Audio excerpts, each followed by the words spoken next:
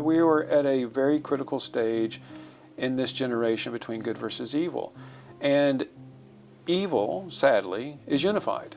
Russia, China, North Korea, Iran are all working together seamlessly. They really are. The good guys are not. Coming up on British Thought Leaders, Dane Waters talks about the dangers of the Chinese Communist Party and its development of AI. They don't believe in democracy. They don't believe in freedom. They don't believe in human rights. So if you have somebody who controls these tools silently, they're going to be using it for their goals, and they're not the goals that we in the free world believe in. Dane talks about actions to limit the damage.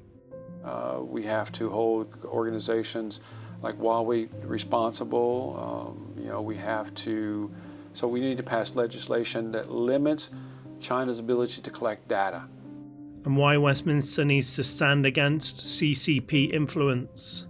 Look at the power they have in this country, where they're talking about where they're going to build their embassy. Look at the human rights violations. You look at what they're doing. They're supporting Russia. They're violating civil liberties. All the things that they're doing. Yet countries around the world, whether it's the UK or others, are saying, "Hey, okay, I'm still not going to go against you. I'm going to do whatever."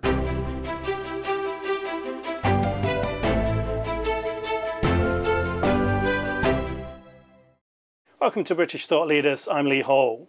Today I'm sitting down with political strategist, author and filmmaker Dane Waters. Dane, welcome to the show. Thanks for having me today. So you published an incredible report about China's use of AI and the negative impact that's having on the world.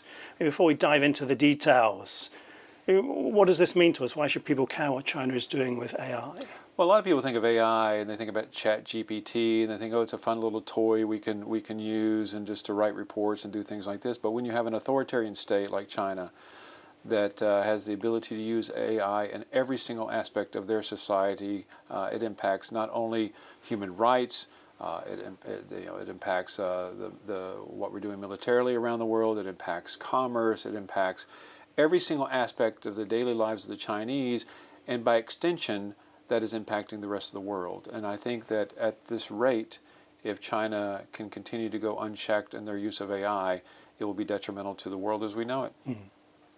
So you cover a lot of different areas in the report. I really recommend people to go and read it. But if you had to pick one out as your key concern, which one would it be? Well, it's a very difficult thing because on one hand, you would think that China uses AI for how do they better commerce, how for the country to be more productive, and most people would think like, hey, in the United States or the UK, it'd be great if we could emulate that. But so putting the economic aspect aside, you look at what they're doing with human rights. I mean, in China, they have over 600 million surveillance cameras throughout the country.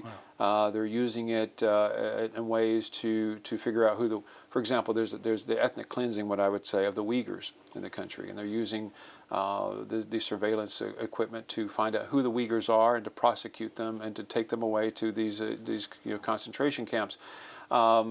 So from a human rights standpoint, the first thing that bothers me the most is how they're using it to infringe upon individual liberties and human rights. That's number one. The second thing is what they're doing with AI from a military standpoint. From the strategic planning that they're doing, they're using AI to support Russia and their efforts against Ukraine. Right. But they're also using AI to diminish the democracy in Taiwan. So from a global security standpoint, what they're doing with AI is of great concern to me as well. So can we dive into this warfare one a bit more? How is AI being used to change warfare? Well, from the most simplistic to things that are very scary. For example, they're using AI on wargaming to figure out. Well, let me back up and say this: it's very important to understand that AI is only as good as the data set that you have, the data that you have. China has been able to not only, because they're a huge consumer country and exporter, they have access to a lot of data, but they steal a lot of data as well. We all understand that. And through their intelligence services, they steal data from places like the UK and the United States, and from the battlefield in Russia, and they have a lot of intel as well, and they're stealing data from Ukraine, and they're putting all that data into their AI, and they're able to come up with the best way for Russia to conduct a war, because Russia doesn't have the capability of getting access to this data. So from a very simplistic standpoint, AI will tell them how to wage the war. And if you notice, they've been making, Russia has been making a lot of advances lately in the conflict, and that has a lot to do with China's ability to provide that intelligence information to them. Right. So also there's the autonomous weapon systems as well, isn't there? Well, there are. I mean, everything from drone systems. I mean, Russia today sent 452 drones in a single night into Ukraine, one of the greatest attacks that they've had since the beginning of the war. These are all just, you don't have 452 people sitting in a room just deciding where these weapons go. It's all through the autonomous systems that are created by places like China and countries like China. So these weapons are deciding whether to kill someone themselves. There's not a person. That's exactly right, and that's what's scary. I mean, when we were younger, I mean, I want to age myself here, we saw War Games in the movie with Matthew Broderick where the computer took over and decided whether to launch nuclear weapons or not. I mean, we are getting to that point. And what's happening with countries like China, where there are no checks and balances on the use of AI, when you are using it on the battlefield, it could lead to the exponential growth of the war, and not just in Ukraine, but around the world, especially in countries that have nuclear weapons. So it is something that we need to be very concerned about how they're using it in gaming out warfare. You mentioned Taiwan. What does this mean for Taiwan? Well, I think that, just generally speaking, I think one thing we have to understand is that we are in a very difficult spot around the world where you have two leaders. You have President of Russia and the President of China who are legacy-driven and ego-driven, and they have very simple things that they want to accomplish. Russia, to restore the Soviet Union, former Soviet Union, and in China, they want to take Taiwan and unify Taiwan with China. With mainland China. So that is the priority. And so what they're using AI to do is everything from, they just had a presidential election there, they used it for disinformation efforts, they had fake media, fake fake commercials, fake presentations, fake websites, all using AI to manipulate the public, which is why the KMT, which is the party that is most likely, they want reunification with China. They now have the majority in the parliament there. So it was very successful in Taiwan in dividing the country to make it more vulnerable to Chinese attack. What about intelligence gathering, espionage? How are those things affected? Well, I mean, once again, it goes back to what the data set is, right? And I think that China has beefed up their intelligence services and their espionage in order to collect data. In the old days, people would, try to steal state secrets and try to steal, I don't know, things, a virus or something of that nature. But today, the intellectual property theft is in data, because the quality of data is the most important thing. And one thing that I believe is going to happen is that, in the old days, speaking of viruses, people know, oh, my computer has a virus, or somebody installed a virus, or you have hacking. That was the big thing. But I think what you're going to see now is that as China controls all this data, they are going to manipulate the data, and they're going to leak that data into other AI data sets out there, for example, whether it's ChatGPT or others, which will cause a combination of things. It will cause the manipulation of what people can read. It will could lead to having influence on blockchain, in our communication systems and our delivery systems. And so I think that the future of what espionage is going to be for China is that they are going to corrupt the data sets that other AI systems are using. Right. So their AI would be better, and it would make the other ones worse. Well, exactly. I mean, if you go to ChatGPT and you ask it something now, I mean, one of the problems we have is that people don't check what AI tells them. They just don't. And so I think, imagine if you're, especially the young people, one thing that concerns me is the young people use ChatGPT and other AI systems without checking it. So they'll ask it a question, it'll say something, they'll report it, and just move on. However, this data, if it's corrupted, will influence what people are thinking, and I think that is a very important thing. I mean, Deepseek, we haven't talked about Deepseek yet, but I mean, Deepseek, which is the Chinese version of ChatGPT, which was created with the support of the Chinese government. I remember when it first came out, I would ask it, hey, what do you think about Tiananmen Square? And you would literally see it writing out the story of Tiananmen Square, and then really, as soon as it finished, it would delete itself and then write something that's pro-CCP. Really? Yeah, and so, Deepseek, China is trying to undermine all other AI-driven models out there to force people to go to Deepseek, which, in my opinion, Deepseek is about the most corrupt AI platform that you could use. Could you go into a bit more detail on Deepseek for us? Well, in Deepseek, I mean, it was created by it wasn't officially created by the Chinese government, but the Chinese government controls every company basically that are Chinese-based company in China, and so they funded it and helped ensure that its creation. Now, Deepseek is just like ChatGPT. However, in the model, they've made it very clear about certain questions. Like if somebody asks something about the CCP, or they ask something about Tiananmen Square, or they ask something about the Uyghurs, or they ask something about human rights violations in China, you will not get a negative response from Deepseek. What happens is that every answer is manipulated to wash over the negativity about what the Chinese government has done, and in many cases, it's designed to say positive things about the Chinese government. So this is kind of state-controlled information warfare. What do you think the wider goal of it is? Well, one thing that concerns me, and as we talked about earlier in the show, we talked about how most people would sit here and argue that using AI to better productivity and better how companies operate is a good thing. Well, yes, and on the face of it, it's a good thing. But when you have a country like China, which is, to me, is really the only country in the world that controls every aspect of their society, everything from the government to companies to the military to trade, whereas in the UK and the United States, the government doesn't have they don't absolutely control what the economy does and what businesses do, and neither in the United States. But in China, they control everything. So using AI in a fully integrated way that China does. And there are no checks and balances on the Chinese government, and they are not driven by freedom and democracy and doing things that are good, good for human rights. That is what we should be concerned about and scared about, is how, from a comprehensive standpoint, that you can use all the tools in their toolbox to rewrite history in many ways. And also, their goal is very simple. Not only do they want to take Taiwan back, but they want to be the preeminent power in the world. We saw some of these YouTube shows that are critical of the CCP, like the China show, China Uncensored. They're saying they stopped appearing in the search results on YouTube. They lost massive bunches of followers.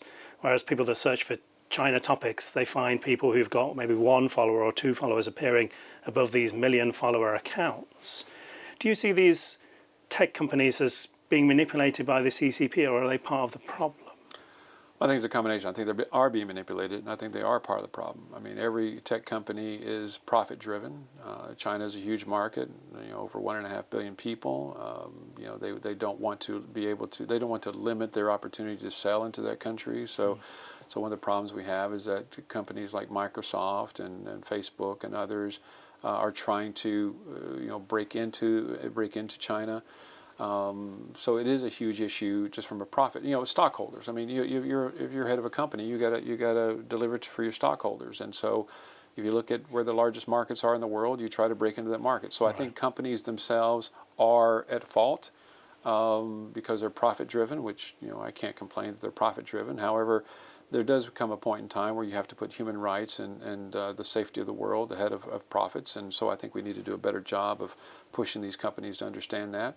But I also think that they're being manipulated through Chinese use of AI. I mean, through the way they manipulate search engines, the way they manipulate, for example, when you talk about, how you can do a search and a show that has fewer followers comes up higher than a show that's critical of the CCP in China. I mean, that is because they're using AI to manipulate the systems, and I think there needs to be greater firewalls. But you look at this fact that, for example, Facebook has, ever since President Trump was elected, they've pulled back on the way they monitor their systems. They don't have as many checks and balances.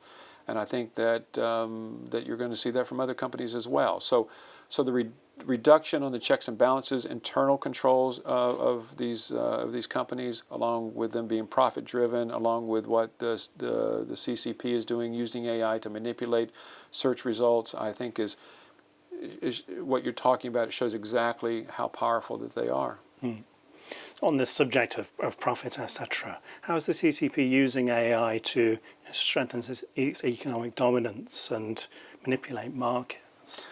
Well, they're doing it. They're doing everything from, for example, through the use of AI.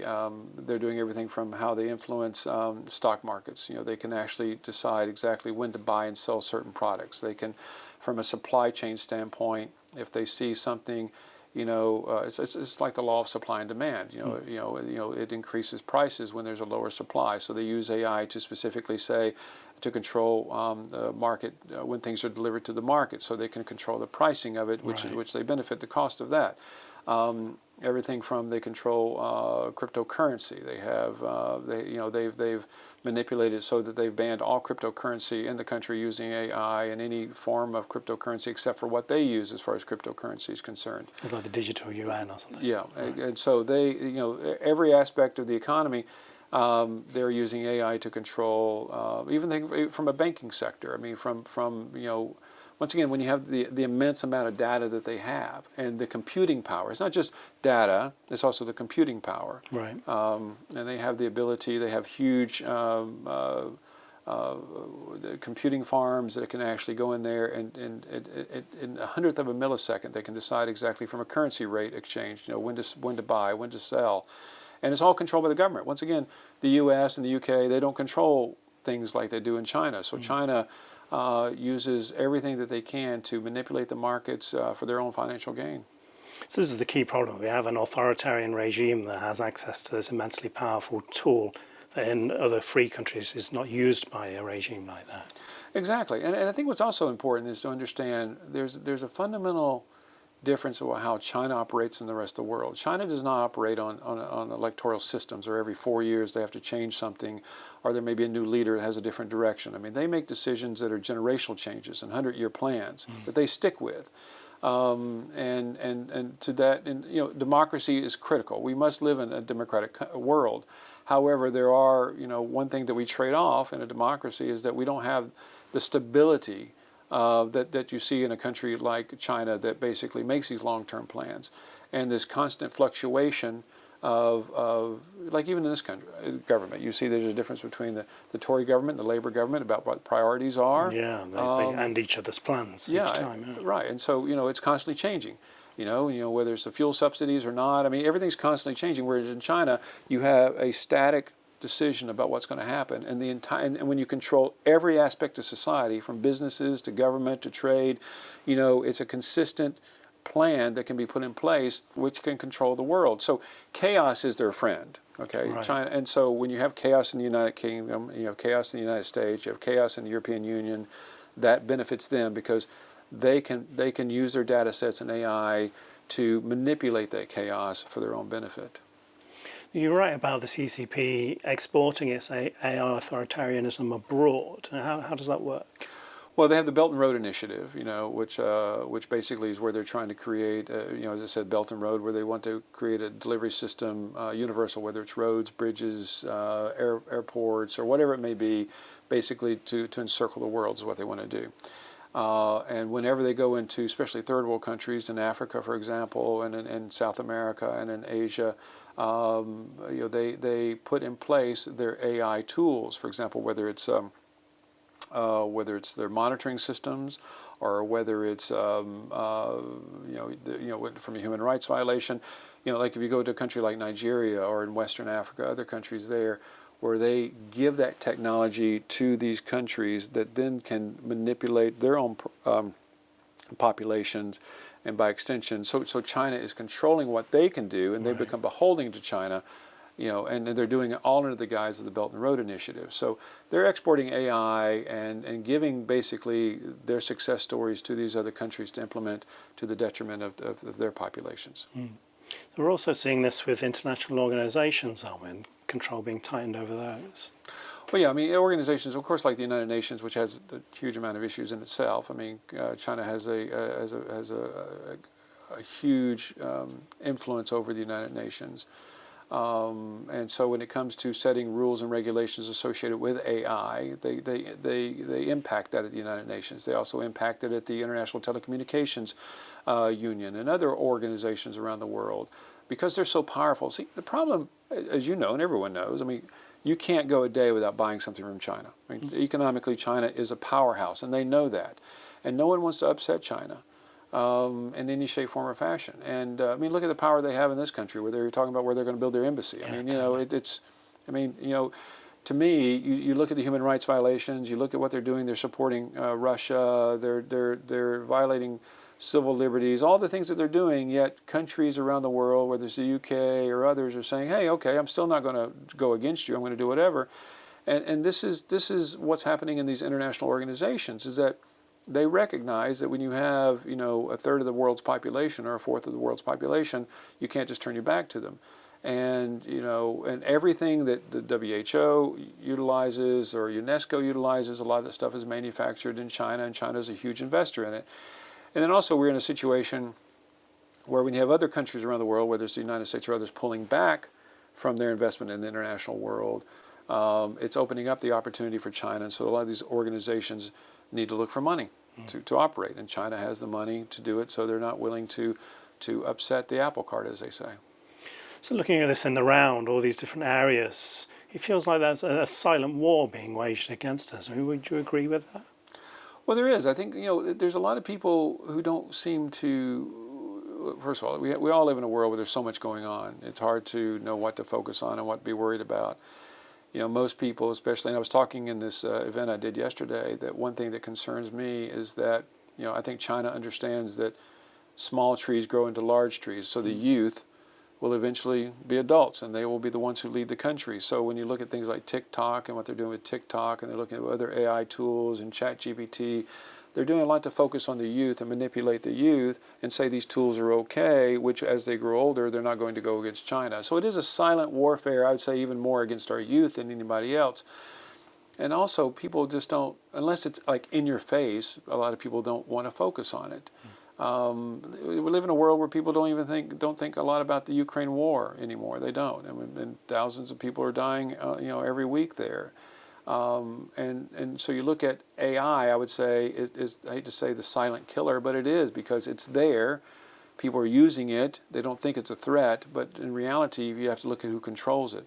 And China controls more of AI than any other organization or country in this world. And once again, what is their interest? They don't believe in democracy. They don't believe in freedom. They don't believe in human rights. So if you have somebody who controls these tools silently, they're going to be using it for their goals, and they're not the goals that we in the free world believe in. And do you think the world's governments know enough about this or are willing to do anything about this? What's interesting, there was a question in the event yesterday about, you know, how do you stop this? I mean, the reality is, I mean, yeah, you have individuals who stand up and say this is bad. You know, they stand up for the Uyghurs, they stand up for human rights, and they do all this important work that they do, and they shout out. But individuals, sadly, don't have the ability to change China. Governments have to do it. I mean, and we live in such a disjointed, dysfunctional global community right now. You know, and so I view the world now as basically a battle between good versus evil. I really do. On the good side, you have the United States, the UK, the European Union. I mean, you know, the typical what we say are the good people, even though they all have their own issues, you know. Then you have evil, which is, to me, is China, Russia, Iran, North Korea, and there's other satellites of those evil countries. So we are at a very critical stage in this generation between good versus evil. And evil, sadly, is unified. Russia, China, North Korea, Iran are all working together seamlessly. They really are. The good guys are not. And so how can good beat evil if we're not working together? So, and this is where governments have to decide that they have to work together on economic policies. They have to work together on challenging China. They have to work together on becoming less dependent upon China. All these things, unless the good world gets together and consolidates their efforts, it's going to be very difficult to beat the evil in this world. If we don't do anything about it, where will we end up? I mean, I don't want to be a doom and gloom kind of guy. I really don't, you know, because I think the world is an amazing place and we have a lot of potential. However, I think that we're heading, there are a lot of similarities, and people argue about this all the time, a lot of similarities about where the world was prior to World War II and where we are today. I think that if we aren't careful, we could end up in another global conflict. Hopefully it won't be militarily, but, you know, if not, I mean, economically, the bad guys are doing a better job to control the world economically than the good guys. I'm not an economist, and we talk about these tariff wars and we talk about all the things that are going on. Is that good or bad for the world? I'm not an economist, I don't know. But anything that we can do to challenge China, I think is great. But we have to unify to do it. And if we don't, I think we could end up in World War III. So what can we do, the British government, and also more globally? What do you think should be done? Well, in the report that you referenced, we put together a whole host of very specific recommendations for the UK government, both in the parliamentary level and through the Prime Minister's office in Whitehall. And a lot of that has to do with, first and foremost, to hold China accountable. Okay, and that is realize that limit their access to data sets in the UK, limit their access to trade. We have to hold organizations like Huawei responsible. We need to pass legislation that limits China's ability to collect data. I mean, really when you get down to it, that's what it is. I mean, if you want to trade with China, okay, trade with China, because we all have to trade. Global trade is important for every economy in the world. But you need to find ways to pass legislation to limit their ability to gather access. You need to strengthen intellectual property laws as well and hold them accountable. You need to the UK needs to lessen its dependence upon Chinese goods. Now the question then becomes, okay, where do you go when that happens? I mean, I think one of the big winners in all this fight against China is going to be India. I think India, who has the workforce and the capability and to produce the things that China produces, I think that they're just lying in wait and they realize that they're going to benefit from it. But I would also be very clear in saying that India, people say, is the largest democracy in the world, which I think is kind of a joke in many ways because they have the same national security law that China does. There's a lot, so don't just turn a blind eye to China and go to India and then not hold India accountable. But I do think that India can replace and do a lot to lessen the dependency upon China. So these are the things that the UK needs to do. And also hold them more accountable. I think one thing that the UK government can do is hold them accountable for their support for Russia in the war. I think that, to me, really the only reason that Russia has been able to survive as long as they have in this conflict is because of their support from China. Right. And I think that, and Russia is a threat to Europe. There's no doubt about it.